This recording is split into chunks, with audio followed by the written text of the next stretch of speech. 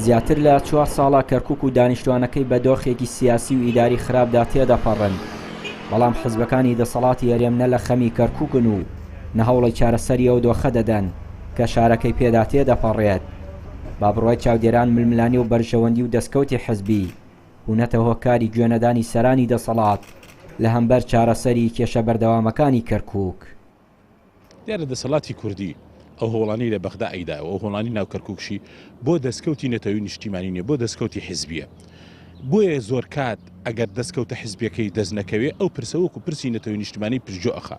زۆرێ لە چارەسەری کێشەکانی شاری کەرکووکش کاتێک کە ئەو حیزبە ناتوانێت لە ڕێی دەستکەوتی حیزبی و چارەسەریکە، ئەگەر چارەسەرەکەی لە ڕێی دەستکەوتێکی نەتەوەی نیشتیمانی بێ نایکا. سەرکردایەتی سیاسی کوردستان ئەوەندەی مەشغوڵی بابەتی نەوتە، ئەوەندەی مەشغوڵی بابەتی دەستکەوتنی پۆستە لە بەغا، ئەوەندەی شەڕی بەدەستێنانی سەرۆکۆمار و وەزارەت و پەرلەمان و هەموو ئەو دەستکەوتانن شەڕی دەستکەوتنی خاک و یەکلایکردنەوەی بابەتی خاک ناکەن. ئەوەی بەرپرسە لەم دۆخە لە ڕاستیە ئەو حزبانن کە لە بەغدا بەناو نوێنەرایەتی کورد دەکەن بە پلەی یەکەم پارتی و یەکێتی بەرپرسی سەرەکی لەم دۆخە. پێکاتەی کوردی ئێستا لە کەرکووک بێدەسەڵات کراوە، لە سەرجەم دەسەڵاتی ئیدارەکانی شارەکە دوور خراوەتەوە. پارتی و یەکێتی بێگوێدانە هەموو و گرفتانە خەریکی کۆکردنەوەی دەستکەوت و بەدەستێنانی پۆستی حزبین لە بەغداد. دوور و نزیک نەکێشەی کەرکووکیایە، نەکەرکووکە کرێ بە مەرج، نەکەرکووک بەشێکە لە داواکاریەکانیان.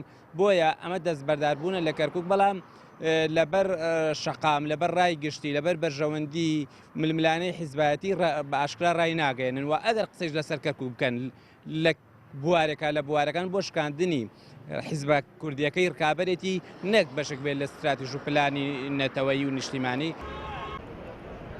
لەم چەند ساڵەی دوای 16 ئۆکتۆبەر کورد جگە لە دەستدانیدەیان پۆسیداری و ئەمنی وەکو پێکهاتەیەکی سەرەکی بێدەنگی لەو ڕوودا و گۆڕانکاریانە هەڵبژاردووە کە بوونەتە مایەی کێشە و گرفت بۆ دانیشتوانی کەرکووک. ئەمەش بە هۆکاری ئەوەی پارتە دەسەڵاتدارەکانی کوردستان بەرژەوەندیە حزبیەکانیان پێش بەرژەوەندیە نەتەوەیی و نیشتیمانیەکان خستووە. چیانووری کەناڵی پەیام، کەرکووک.